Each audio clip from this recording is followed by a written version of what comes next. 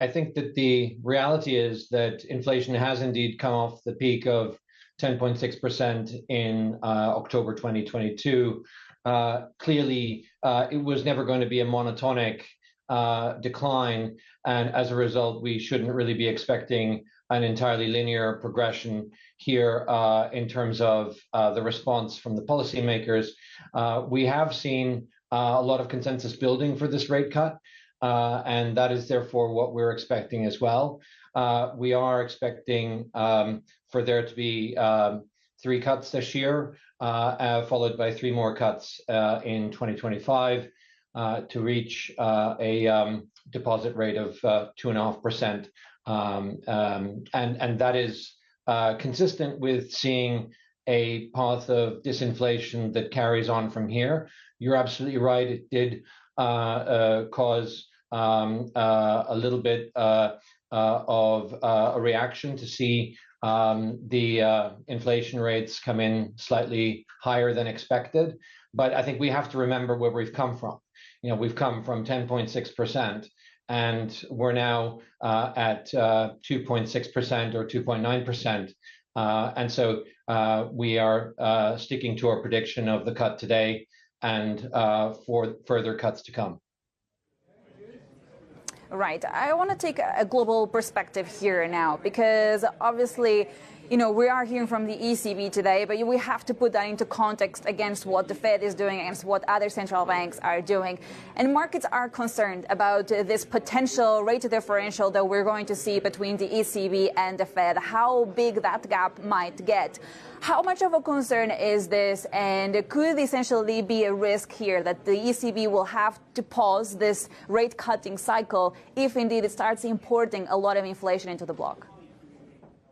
Yeah, I think that we've reviewed that question, and I think clearly the transmission mechanism that you're talking about is via the exchange rate. And I think, but I clearly think that there is a certain amount of divergence that will happen just by dint of the ECB going sooner.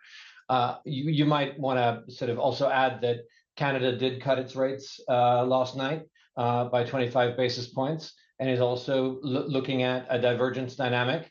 But I think within the Europe area, outside of the euro, we've also seen cuts already in Czech, in Hungary, and Sweden. So I think that clearly this cut is coming here to be consistent with the overall trajectory of the European economy. I think it's going to create a certain divergence, as you say, in terms of the strict synchrony of the rate environment vis-a-vis the US. But the type of differential that we're talking about is something that has been observed over the past 25 years. And the peak gap that we're seeing is unlikely, in our view, to have a significant effect on the inflation dynamic. Good morning to you. Does that mean then, even if you were to see a cut then throughout the year, whether it be 3 cuts or 4 cuts, is that figure still 3.5, 3.25, less maybe? Is that still restrictive enough? I think clearly it's still a far cry from where it was. It's still a very materially positive interest rate. I think what we've seen is that manufacturing, which is an interest rate sensitive sector, has only just started to revive in terms of the PMIs.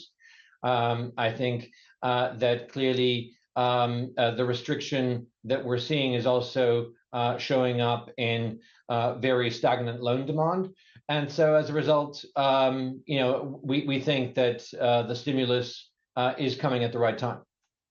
It's coming at the right time also means that you could have inflation rear up again. How much of a fear would that be with Europe perhaps creating its own inflationary impact, or would rates just be too high for that to happen again, you think? I think that the biggest risk to the inflationary environment is another exogenous shock.